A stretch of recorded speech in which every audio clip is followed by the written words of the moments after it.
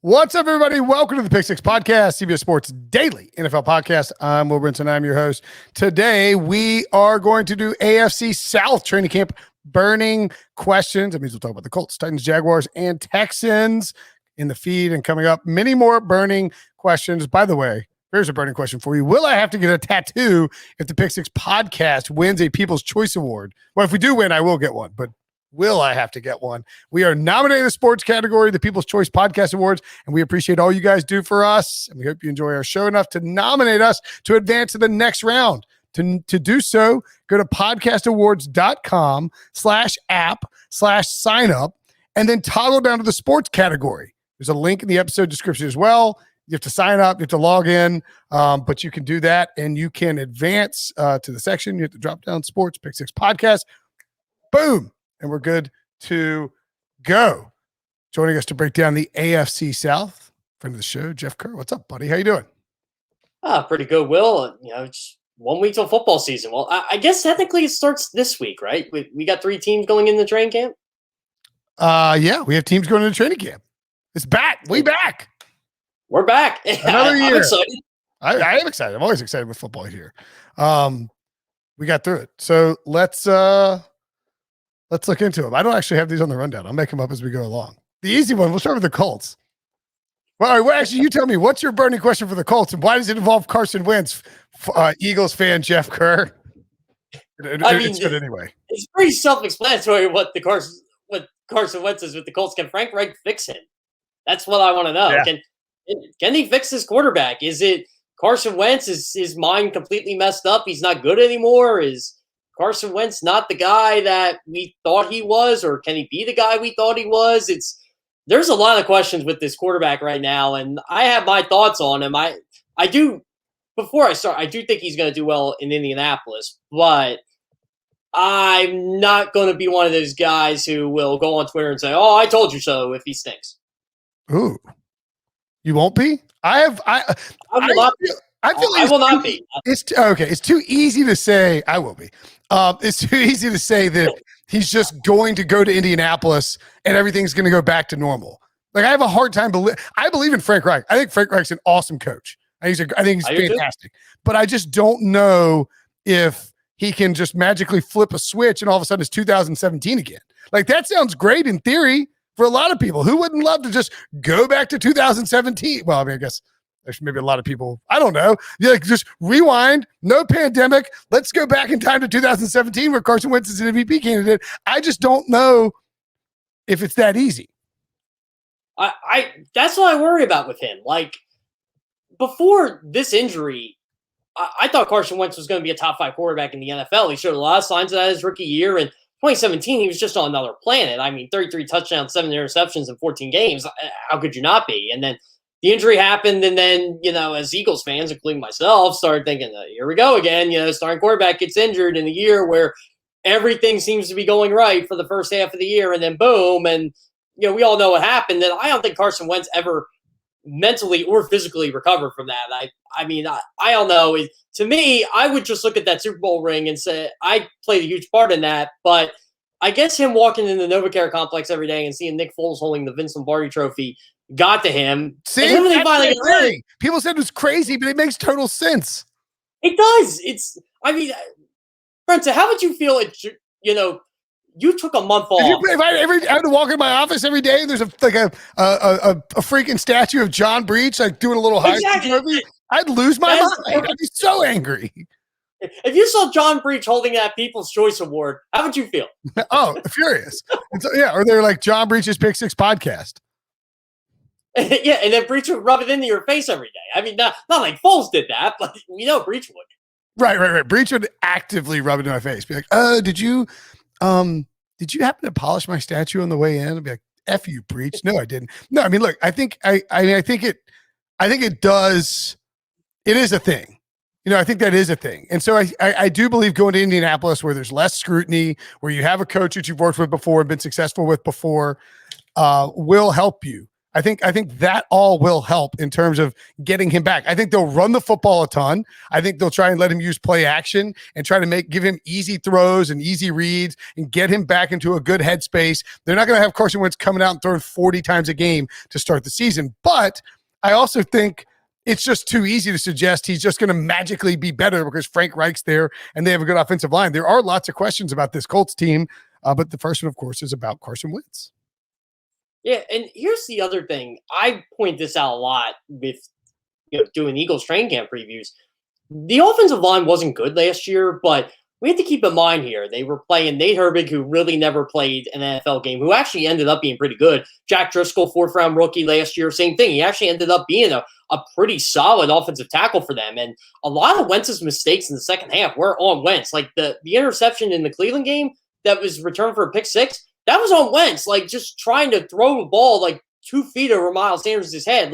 And that's always been a problem with him. Like I remember, I think it was the Vikings in 2018. He tried to throw a pass to Wendell Smallwood at the goal line. It was just nowhere to be found. And he's never really had that strength of throwing the running backs. And that's literally what the Colts do. They throw the ball to their running backs. Like I can see Nyheim Hines getting completely frustrated when this guy misfires, and he's done that a lot. And I know with Wentz, he's such a competitor, it gets into his head. So I don't know. Like, I hope the guy doesn't put a lot of pressure on himself, and he's saying all the right things, but they're coming off the wrong way. Like, the Midwest is home, and my wife really wanted to be here and stuff like that. It makes you read between the lines a little bit. Like, okay, maybe this dude really did want out of here.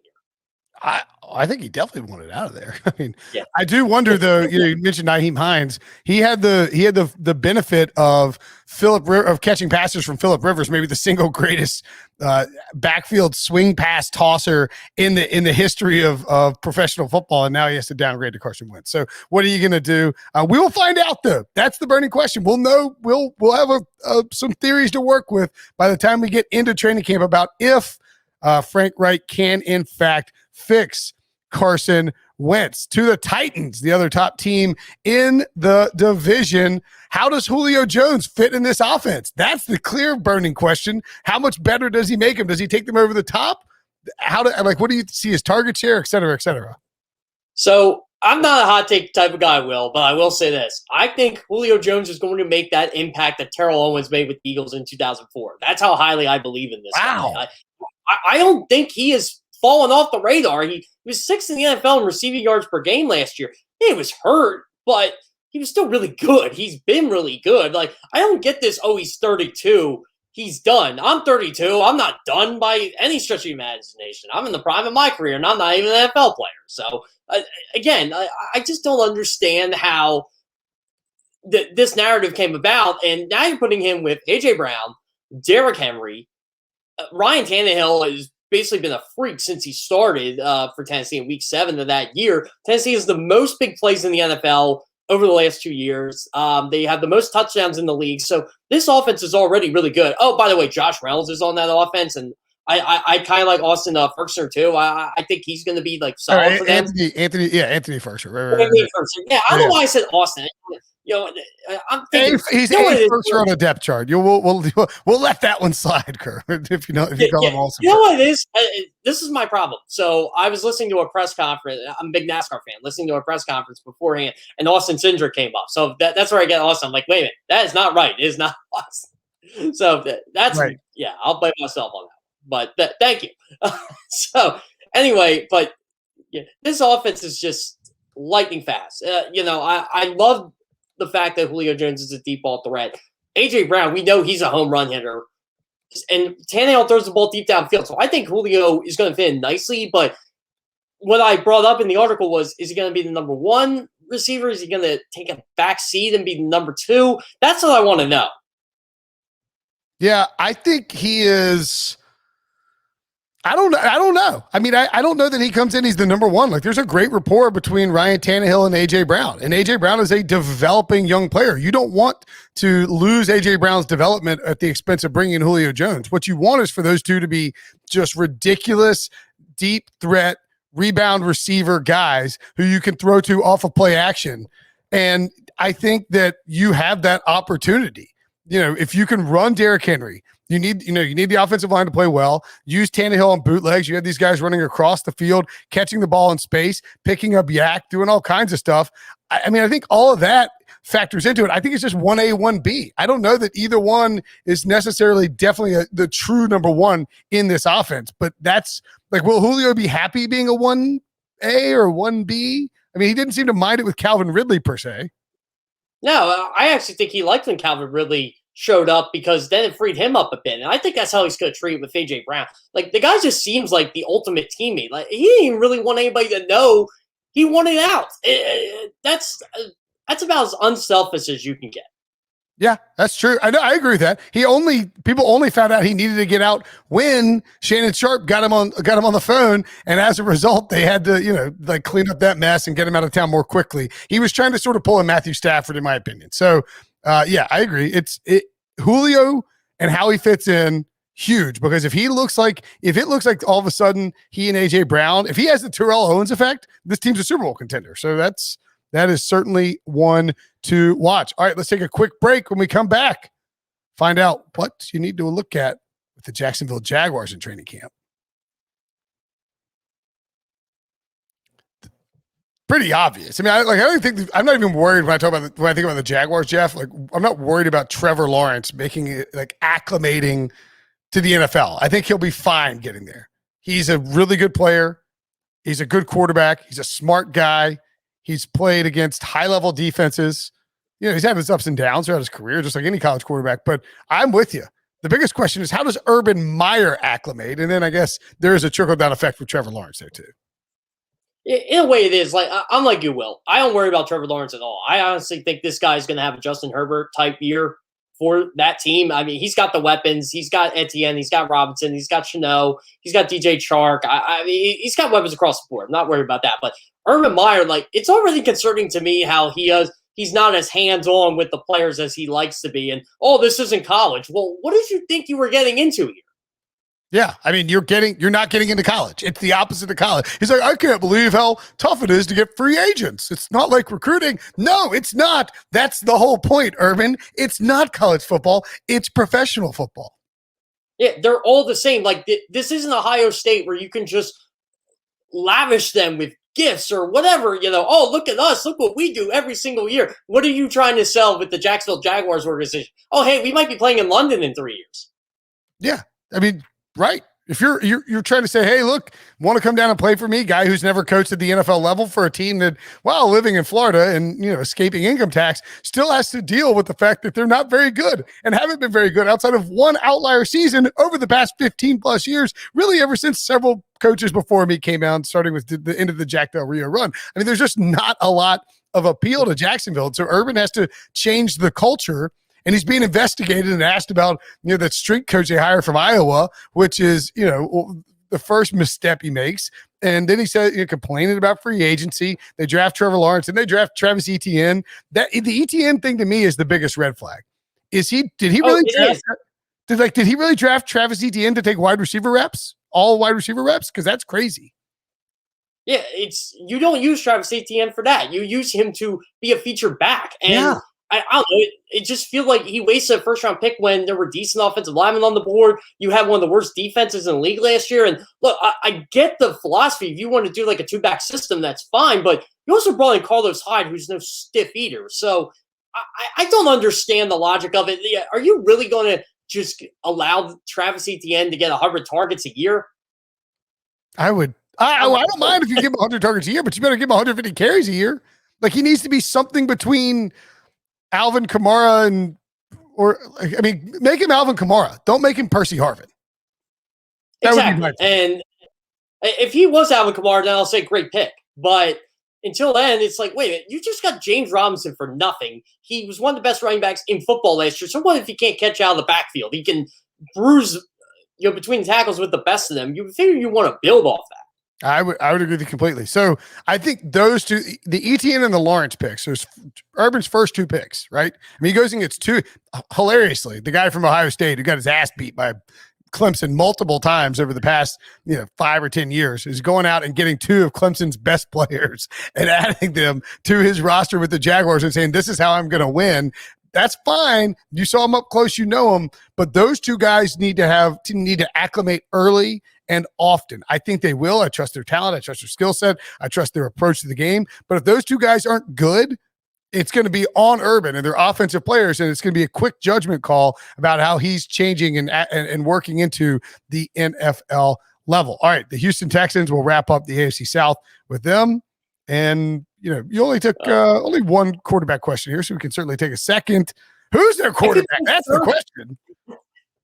Who is the quarterback? Is it going to be Deshaun Watson? Is it going to be Tyrod Taylor? Is it going to be whoever's on this roster at this point? Like, I just don't know. This team is such an enigma. I think they're going to be terrible because we just don't know anything about them. Yeah, I mean, you make this comparison, and it's not complimentary. Remember the Patriots in 2001? People were like, oh, the Patriots might not be that good. We don't know a lot about them. Like Bledsoe, they have this. It's a bunch of no names on defense, except the Texans did that for their entire roster, but they don't have Bill Belichick as the head coach. And as far as we know, they're not squatting on some future 6 Super Bowl winning Hall of Fame, GOAT quarterback who is going to step in off the bench from the 6th round and just take over and win a bunch of Super Bowls. So, I mean, maybe they do. Maybe David Mills is that good. I don't think he is. But I think for Houston, the bigger problem is, if Deshaun Watson is cleared, are you going to try to keep Watson in? Do you want to move him? Are you, at this point, if I'm Houston, I'm almost like, let's just trade him and get as much as we can, move on, restart. This roster is not built to win now. Deshaun Watson might help us win 6-8 games. This is not a Super Bowl winning roster with Deshaun Watson.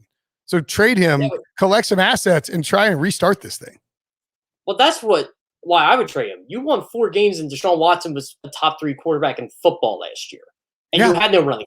You had no defense. And this is with Zach Cunningham, J.J. Watt, and Whitney Merciless, and a bunch of other decent players, and your defense was terrible. Now, if their offense can actually run the football, not turn it over, you might have a shot to win some football games. But at the end of the day, I would trade Deshaun Watson for whatever you can get for him. Like, if the Philadelphia Eagles want to give up their draft capital for Deshaun Watson, have at it. Like, if I'm Houston, I'd be like, you know what? What's your you're an Eagles guy? What's your number for Deshaun Watson? 3 first-round picks? If I'm Houston, I would go 3 first-round picks. I think they'll end up having to give 2 though, just because. That's what I'm saying. Would you be okay giving up 3, or is 2 enough? Is 2 your sort of ceiling? I honestly think he's a top 5 quarterback in football without all this baggage. But with the baggage, it's if you're the Eagles, you try to buy him for as low as you can. If Houston's stuck at 15 on the blackjack table, do they just keep trying to up the ante here, or what are they going to do? Right. Yeah, it's a tough call. But I mean, if you can get him for nothing, or if you can get him on a discount and you believe that the baggage is cleared up off the field, and you think you can completely, if you're the Eagles, or the Eagles seem like the team du jour, you feel like you can completely flip around your franchise fortunes. And if you're Howie Roseman, maybe save your job. It's hard to imagine passing on that. So I think there's a pretty good incentive to do it, and those two teams seem like they'll be interested. The Panthers, they traded for Sam Darnold, so maybe they're just out now. But I mean, I still think teams would be interested. I'd still be in. Yeah, I mean, I think teams will still be interested in Deshaun Watson if they can get past the off-field stuff, and that's that. So that goes into the whole construct of who is the Texans quarterback. Is Watson even going to be eligible to come and get on the field, or will it be somebody else? And we'll find out all of that in training camp, which is why we're asking you now. Jeff Kerr, great stuff as always, buddy. Follow him at Jeff Kerr CBS on Twitter. Read him on CBSSports.com. Thanks, dude. Yep, sounds great. Thanks for having me on, Will.